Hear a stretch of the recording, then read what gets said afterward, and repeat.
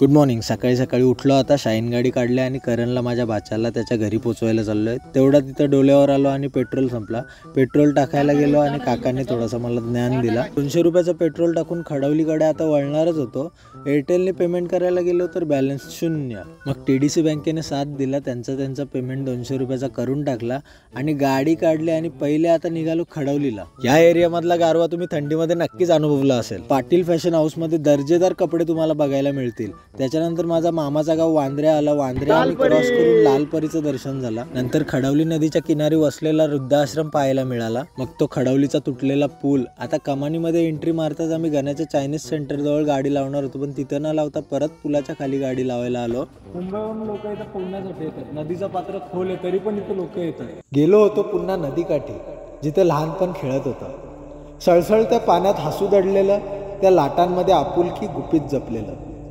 कधी बोटीत कधी चपलांनी सांडत जायचो. पाण्यातून दगड शोधत बोटं भिजवायचो. काठावर बसून खालचं पाणी पाहायचं. आभाळातलं सावळी पण लाटात शोधायचं.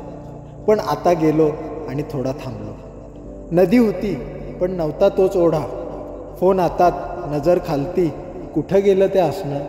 निसर्गाशी बोलायचं मनच जणू आता थकलं. पण नदी मात्र बोलत होती थेट मनाशी, ये परत एकदा. विसरलास का माझी भाषा ही?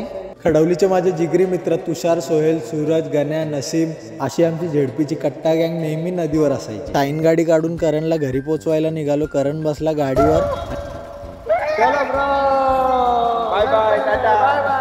नंतर भाच्याला घरी सोडला आणि आम्ही तसंच निघालो, कारण की भिजलेलो होतो म्हणून घरी जाऊ शकत नव्हतो. श्री गणपती मंदिर आणे क्रॉस करून आता घराकडे निघालो. पण आता भूक लागलेली तर शिवाभाऊच्या टपरीवर गेलो आणि तिथे वडापाव खाल्ले. वडापावची टेस्ट खरंच अप्रतिम होते. गरम गरम काढून दिलेले वडापाव मस्त दाबून खाल्ले. पोट पण भरला. नंतर मिरची ट्राय केली तर तिखट लागलं पक्का.